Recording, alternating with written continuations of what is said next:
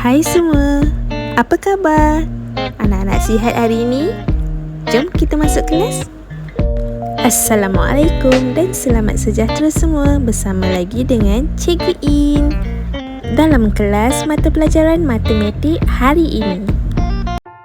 Baiklah, tajuk hari ini adalah tajuk yang baru, iaitu konsep tolak.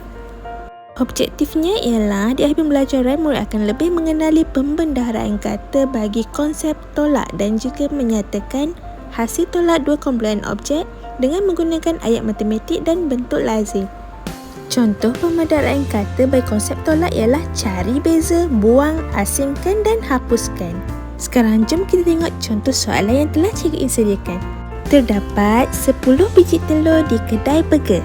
Kemudian, Pakcik Ramli telah mengambil 4 biji telur untuk dipecahkan dan digoreng untuk diletakkan dalam daging burger. Sekarang, boleh anak-anak bagi tahu berapa bijikah telur yang masih tinggal dan tidak digunakan? Dan ini adalah jawapannya. 10 biji telur. Tolak dengan 4 biji telur yang telah digoreng dan bakinya adalah 6 biji telur yang masih belum digunakan.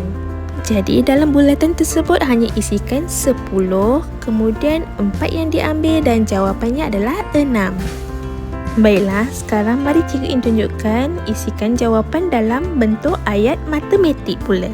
Di kotak yang pertama adalah jumlah keseluruhan biji telur iaitu 10. Kemudian letakkan simbol tolak. Kotak yang kedua adalah jumlah telur yang diambil iaitu 4. Isikan sama dengan, dan kotak yang terakhir adalah baki biji telur yang tinggal iaitu 6. Seterusnya contoh yang ini pula kita tukarkan pula ayat matematik tadi ke dalam bentuk lazim. Baiklah, nombor 10 di kotak yang pertama tadi adalah jumlah keseluruhan telur kita letakkan di atas sekali. Kemudian simbol tolak dan nombor 4 diletakkan di bawah kosong. 4 adalah 4 biji telur yang diambil iaitu yang ditolak. Kemudian buatkan 2 garisan dan jawapannya adalah 6 diletakkan di bawah 4. Boleh faham semua? Baiklah, sekarang jom kita dengar penerangan Cikgu In berkaitan dengan tugasan untuk hari ini. Pertama sekali, keluarkan buku aktiviti matematik yang berwarna pink yang seperti Cikgu In tunjukkan dan buka muka surat 27 iaitu tajuk tolak. Okeylah, untuk soalan ini anak-anak diminta mengisikan tempat kosong dengan jawapan yang betul. Okey, ada 8 ekor belalang. Okey, jumlah semua belalang adalah 8 ekor. Kemudian 2 ekor terbang. Jadi berapakah yang tinggal? Okeylah, untuk kotak yang pertama tu kita kena isikan jumlah semua iaitu 8 ekor belalang. Kemudian 2 ekor terbang di kotak yang kedua. Dan jumlah yang tinggal di kotak yang terakhir iaitu sebanyak 6 yang tinggal. Jadi bulatan yang pertama adalah jumlah keseluruhan iaitu 8 ekor dan 2 terbang di bulatan yang di atas dan jumlahnya adalah bulatan bawah iaitu 6. Setelah jawab semua soalan, buka muka surat 28. Untuk soalan ini kira baki juga, kita akan lengkapkan tempat kosong. Soalan yang pertama ada 12 botol air.